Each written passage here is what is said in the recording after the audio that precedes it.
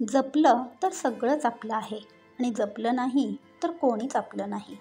म्हणून जमेल तसं आपले मित्र, जवळची नाती आणि प्रेमळ माणसं यांना वेळोवेळी मनापासून जपण्याचा प्रयत्न करा.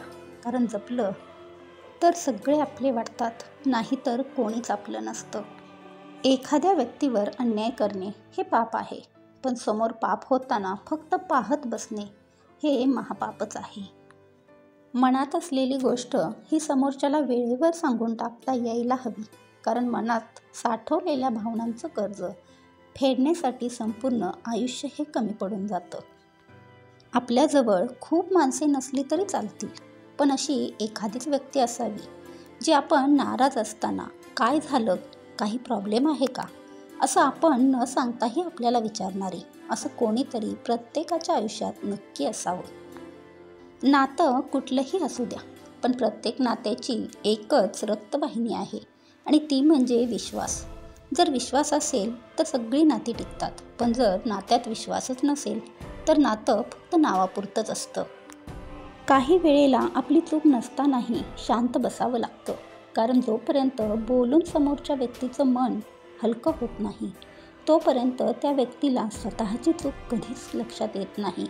अशा वेळेस आपलं मत मांडण्यापेक्षा गप्प बसणे हेच योग्य असतं, समोरच्याला त्याची चूक कळण्यासाठी.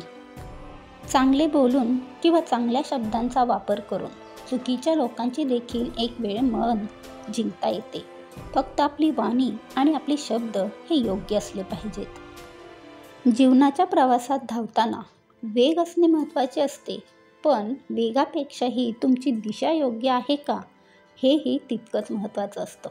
पण तुमची दिशा योग्य नसेल तर तुमच्या वेगाचा काहीच उपयोग होत नाही. आयुष्यात एखाद्याकडून घडलेल्या चुका एक वेळ माफ करा, पण एखाद्याने केलेला अपमान मात्र कधीच माफ करू नका, कारण झालेला अपमानच कुठेतरी तुमच्या प्रगतीचे प्रेरणास्थान बनत असते. म्हणून आपली कोणी साथ दिली नाही म्हणून कधी खचून जायचं नसतं. संकटाला मागे टाकत पुढे चालायचं असतं आणि नव्याने आपलं अस्तित्व उभं करायचं असतं.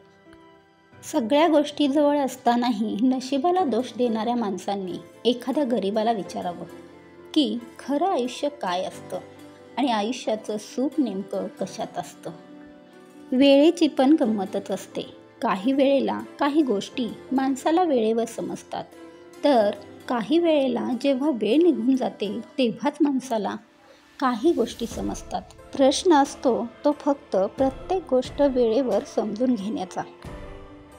कोणाच्या कौतुकाची वाट न पाहता तुमचे प्रामाणिक प्रयत्न चालू ठेवा, मग कौतुक करणारे आपोआपच तुम्हाला शोधत तुमच्यापर्यंत येतील. सुविचार कसे वाटले ते मला कमेंटमध्ये नक्की सांगा आणि सुविचार आवडल्यास चॅनेलला लाईक आणि सबस्क्राईब करायला विसरू नका. धन्यवाद.